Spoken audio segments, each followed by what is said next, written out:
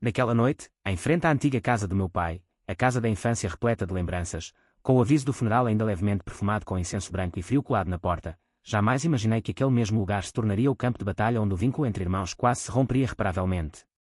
Quem imaginaria que o que sufocava meu coração não era apenas a dor de perder meu pai, mas o silêncio frio, os olhares gélidos dos parentes que se distanciaram, entre paredes que antes continham calor e amor. Mas a verdadeira tragédia estava apenas começando. Uma chave inutilizada, uma porta fechada com estrondo, e, por trás dela, sombras de segredos que ninguém esperava, relíquias de família perdidas, promessas quebradas e um vínculo familiar transformado em arma para a Guerra Fria.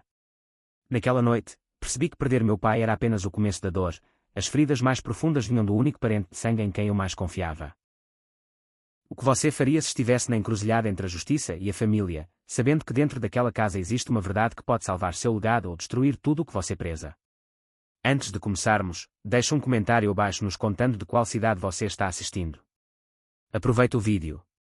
A última vez que vi meu pai vivo, o sol do fim do verão entrava pelas persianas do hospital, deixando o quarto estéril com um tom dourado que me lembrou dos domingos tranquilos, o tipo de dia em que nós três, papai, John e eu, sentávamos juntos na velha casa comendo panquecas, fingindo que aqueles momentos poderiam durar para sempre. Agora, de pé aos pés da sua cama de hospital, fui forçado a perceber que o que todos sempre dizem não é apenas uma cantiga, você só sabe que será a última vez muito, muito mais tarde.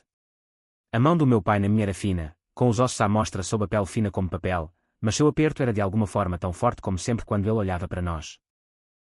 Seus filhos, pelo que seria a última vez. Ao meu lado, John permanecia ereto como uma vara verde. Ele não saía do lado do papai havia semanas, mal dormia, cuidava da casa, e aí voltava do hospital para fazer compras. Havia amor naquele sacrifício, mas também frustração. Eu vim de outra cidade, atolado em culpa, desejando ter visitado mais. Por trás da dor, fervilhava uma tensão silenciosa, a velha competição entre irmãos, que nunca morrem de verdade, mesmo quando nosso pai morria.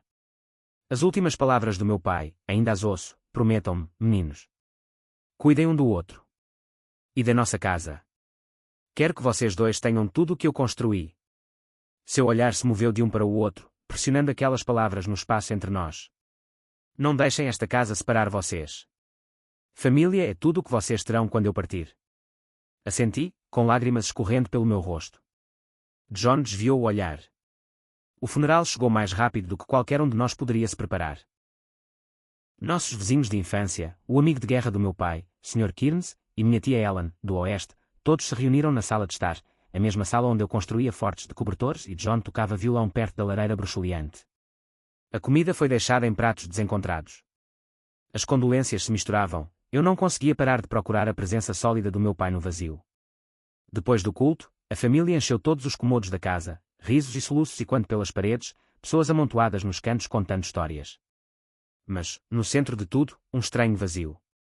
Vi minha prima Jaime, que costumava passar os fins de semana em nossa casa quando criança, subindo as escadas para só sentar na cadeira de leitura do papai, com lágrimas nos olhos porque nunca mais conseguiria falar de livros com ele. Tio Gary, irmão mais novo do papai, elegante e com espírito empresarial. Ficava de olho no relógio de pêndulo, já fazendo perguntas sobre a propriedade que me davam um nó no estômago.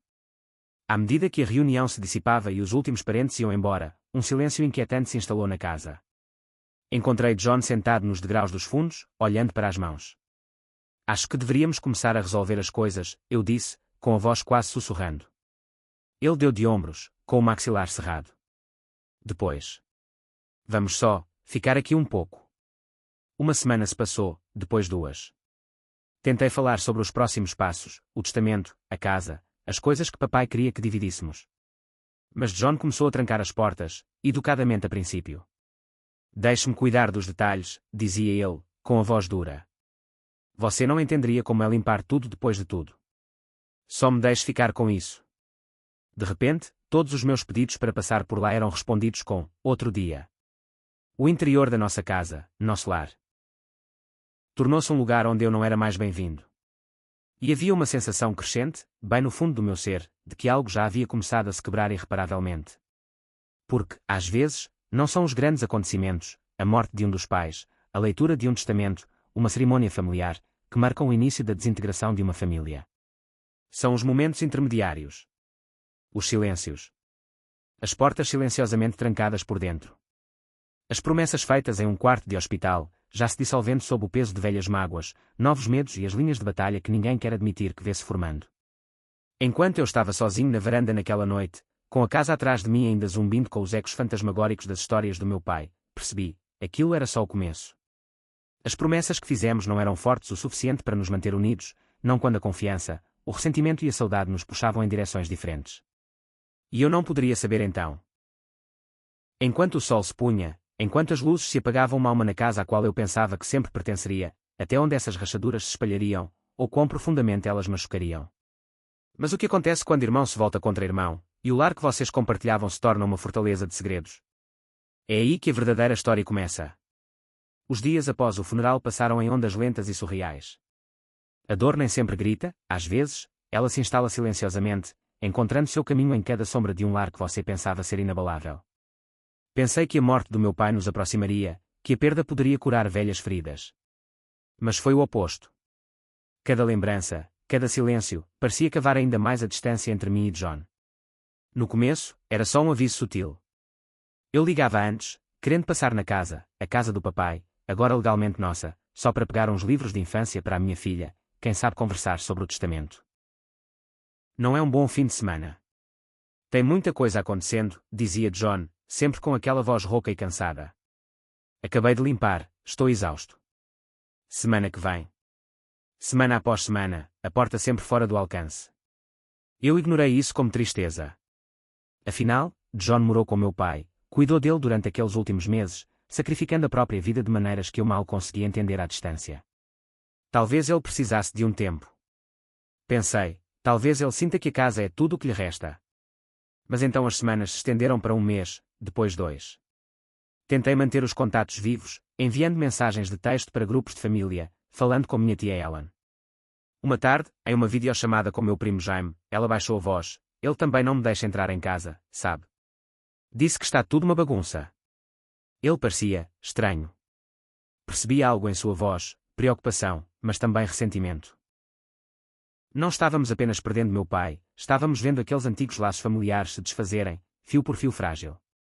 Comecei a me sentir um estranho à minha própria infância, a sala de estar com o abajur desencontrado, a velha poltrona reclinável do meu pai perto da janela, o papel de parede amarelado onde marcávamos nossas alturas a cada verão. Imaginei John lá dentro, com as luzes fracas, as cortinas bem fechadas. Não era apenas uma porta trancada. Era uma parede grossa como concreto, feita de orgulho antigo e discussões silenciosas. A raiva se instalou em seguida. Finalmente, dirigi até lá, 1 hora na estrada, com minha esposa e filha no carro. Os portões estavam destrancados, minha chave antiga ainda servia. Mas, quando toquei a campainha, vi movimento atrás do vidro fosco, e então nada. Liguei para John, ele atendeu, com a voz tensa, você não pode vir hoje. Não é uma boa hora. Mantive a calma o máximo que pude, pressionando-me sobre os pertences do papai, as joias da mamãe, o violão que ele prometeu guardar. Você vai receber a sua parte, ele disparou. Só confie em mim. Preciso de mais tempo. Confiança. Que luxo isso parecia. Minha filha, de apenas 7 anos, estava sentada no banco de trás, segurando um desenho que fizera para o tio John, sua lembrança favorita do jardim do vovô. Eu disse a ela, hoje não, querida. Ela pareceu tão decepcionada. Lembro-me de pensar, é aqui que a perda se multiplica. Onde herdamos não apenas a tristeza, mas também a desconfiança. Aquele verão amargo se arrastou. Minha esposa tentou-me consolar, me lembrando de tudo de bom que havia no mundo além daquelas 4 paredes, mas era difícil deixar para lá. Não quando cada ligação telefônica dava voltas, cada mensagem de texto era deixada no ar. E sempre, a sensação de que alguém estava escondendo algo, ou se escondendo de mim. Até os amigos da família começaram a notar. O Sr. Keynes me ligou, com a voz rouca pela idade.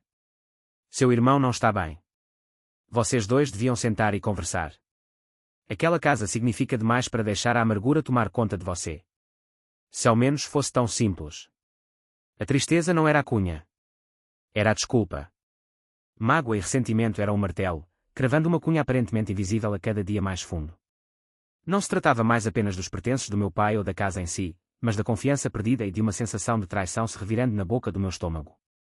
Comecei a me perguntar o que realmente estava acontecendo por trás daquelas portas trancadas. O que, exatamente, John estava protegendo? Seria o legado do meu pai ou seus próprios segredos? Os limites entre luto e desconfiança perderam o foco, a realidade se confundindo com a suspeita.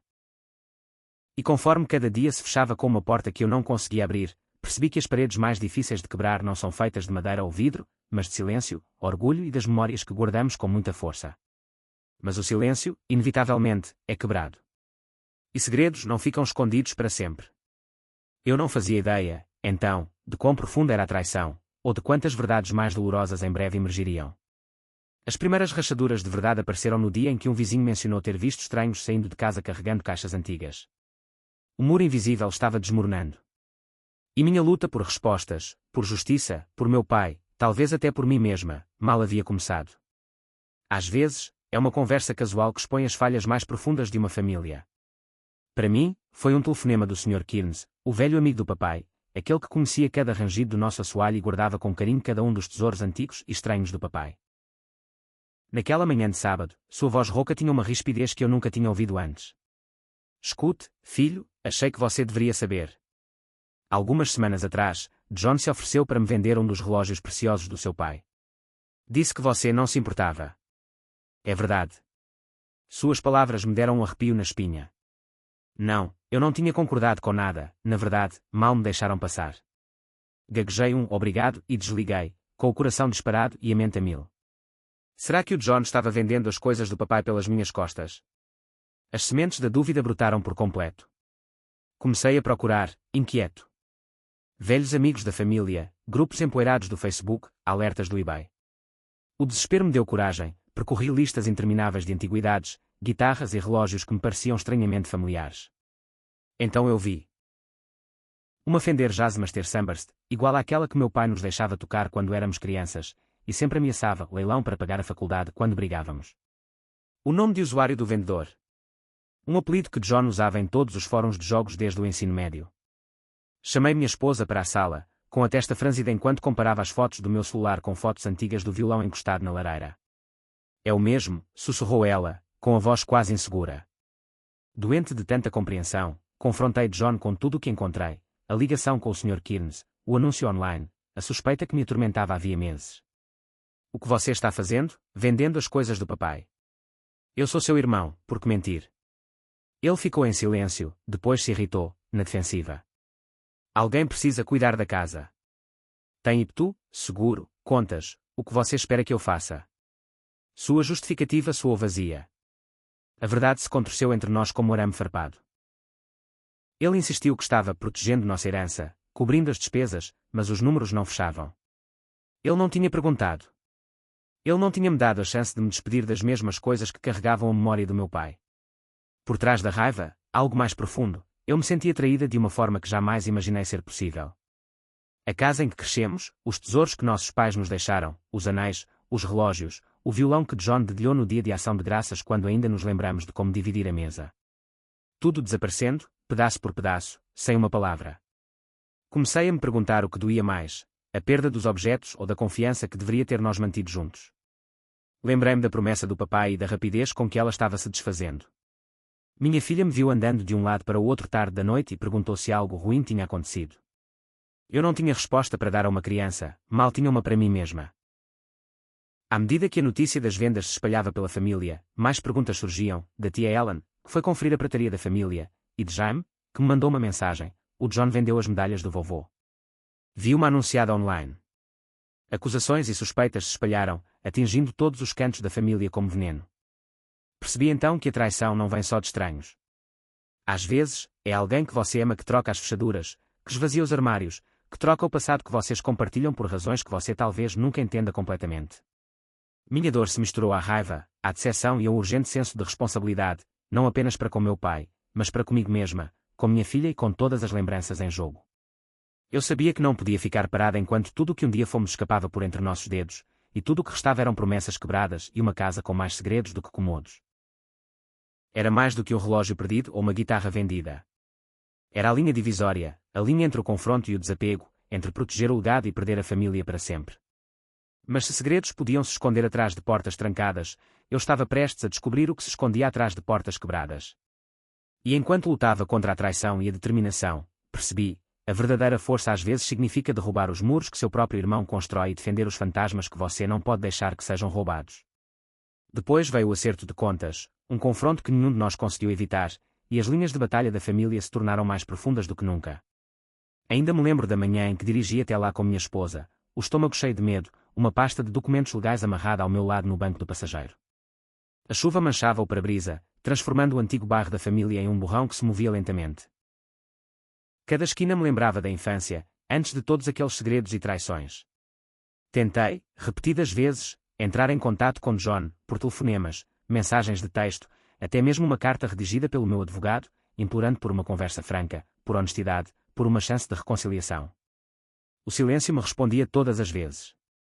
Naquele dia, o silêncio foi quebrado pelo som de uma chave que não servia mais na fechadura.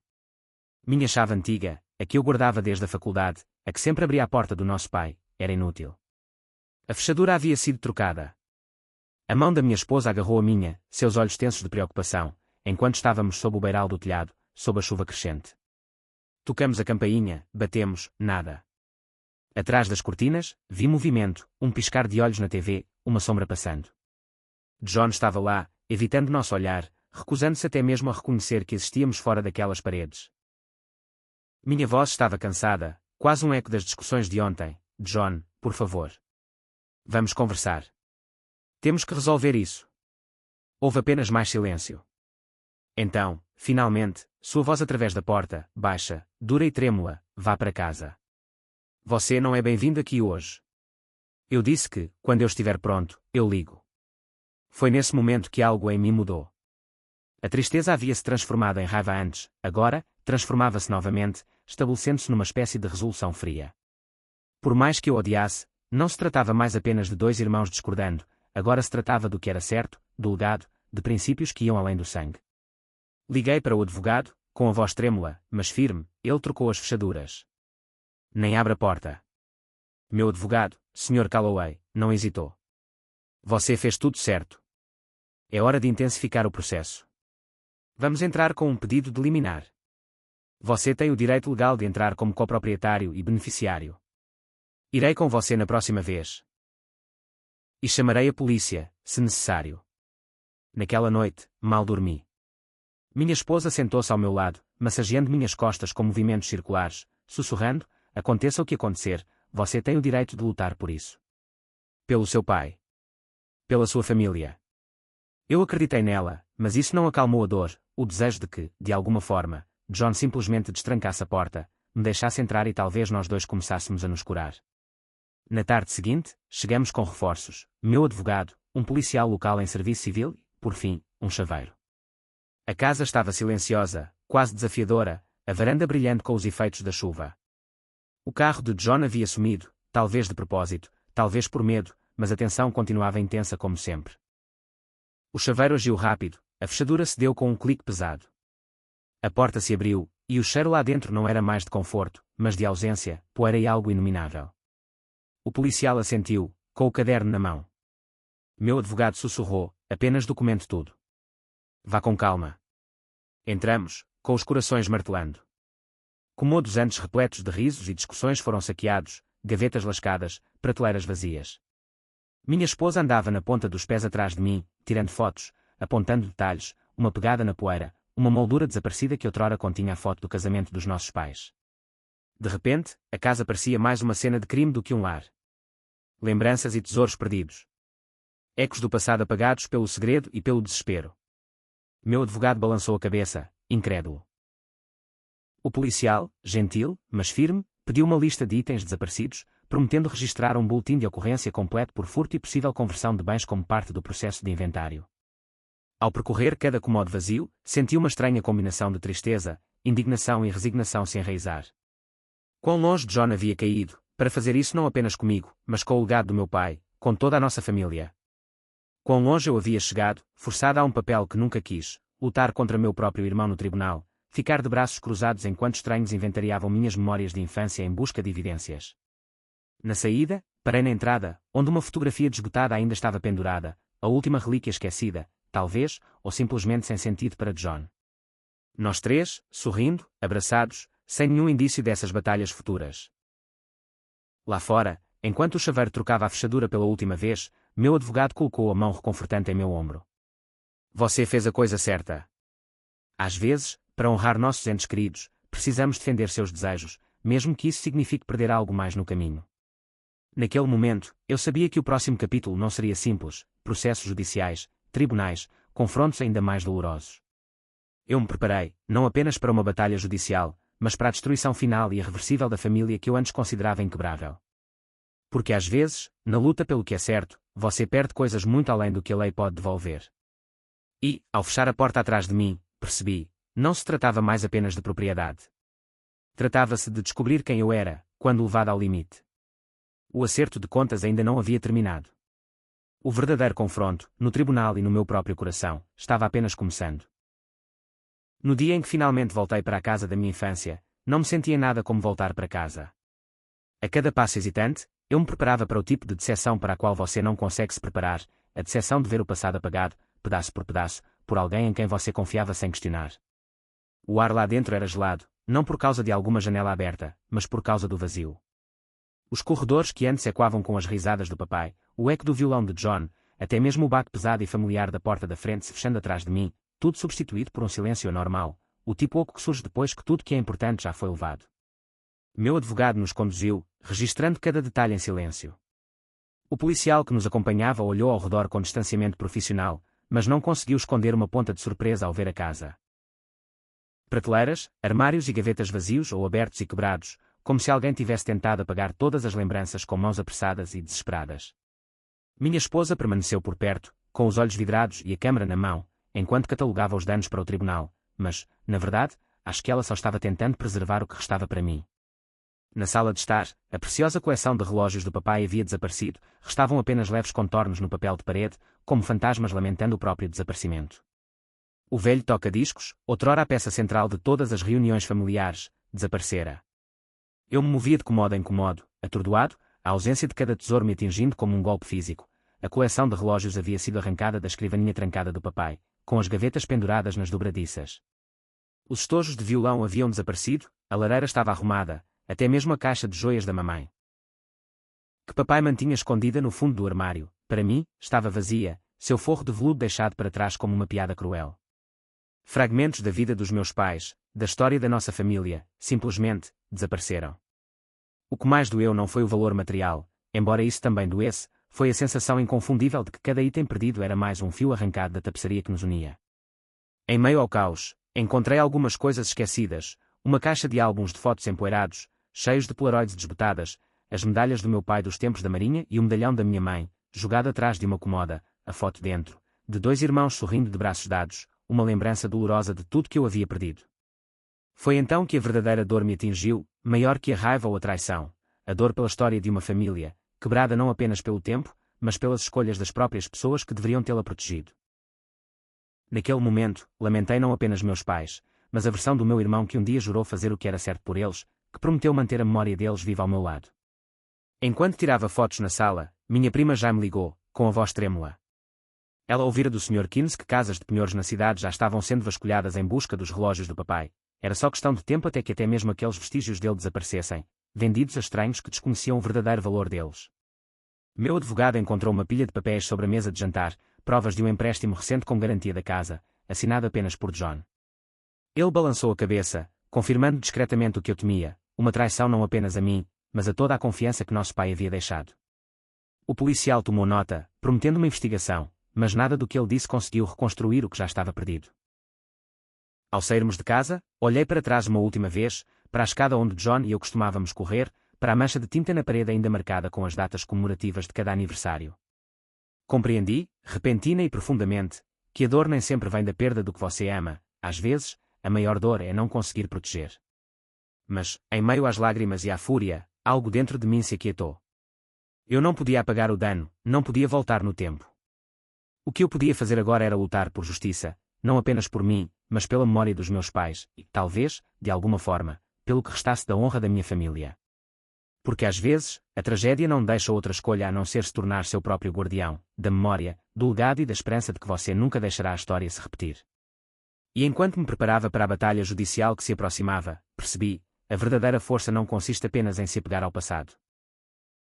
É ter a coragem de encarar o que foi perdido, e lutar, mesmo sozinha, pelo que ainda resta. O que acontece quando as feridas são profundas demais para o perdão? Isso testaria não apenas a lei, mas a própria alma da história da nossa família. É estranho como as maiores brigas da vida terminam não com gritos, mas com assinaturas em papel. No dia em que entramos no tribunal, meu advogado ao meu lado, John do outro lado da sala evitando meu olhar, eu podia sentir cada pedacinho da nossa infância compartilhada pesando no silêncio. Até o ar parecia tenso, carregado de coisas não ditas, tristeza, traição, arrependimento. A batalha judicial em si se desenrolou como um acidente de carro em câmara lenta. Provas expostas, fotos dos comodos vazios, caixas de relíquias de família perdidas, recibos e listagens de pertences do papai leiloados para estranhos. Minha tia Ellen subiu ao banco das testemunhas, com a voz trêmula, enquanto contava ao juiz o quanto os talheres do papai significavam para ela, o quanto estava devastada ao ver a família desfeita. Meu primo Jaime chorava baixinho no fundo, segurando uma última foto nossa quando crianças. A defesa de John foi desesperada, cheia de desculpas e meias-verdades. Ele alegou que só vendia itens para pagar reparos ou impostos, dizendo que estava preservando o legado da família, à sua maneira. Mas o olhar do juiz era de aço. Você foi confiado, disse ele, não apenas com a propriedade, mas com a confiança do seu irmão. Você falhou em ambos. Quando a decisão foi proferida, caiu como uma pedra no meu estômago. John foi considerado em violação ao seu dever fiduciário e responsável pelo valor de tudo o que havia vendido, relógios, guitarras e até a aliança de casamento da minha mãe. O juiz ordenou que a casa fosse colocada à venda. Se John não conseguisse pagar o que devia, perderia também a casa. Não houve comemoração. Em vez disso, nos corredores e quantos do lado de fora do tribunal, vi John pela última vez, ombros caídos, olhos vermelhos. Espero que esteja feliz por ter vencido, murmurou ele, com a voz rouca. Eu queria gritar que não havia vencedores ali, mas as palavras ficaram presas na minha garganta. Vender a casa parecia real, um último fio sendo rompido. Corretores de imóveis passavam por ali, discutindo o valor de mercado como se antigas alegrias e decepções não significassem nada.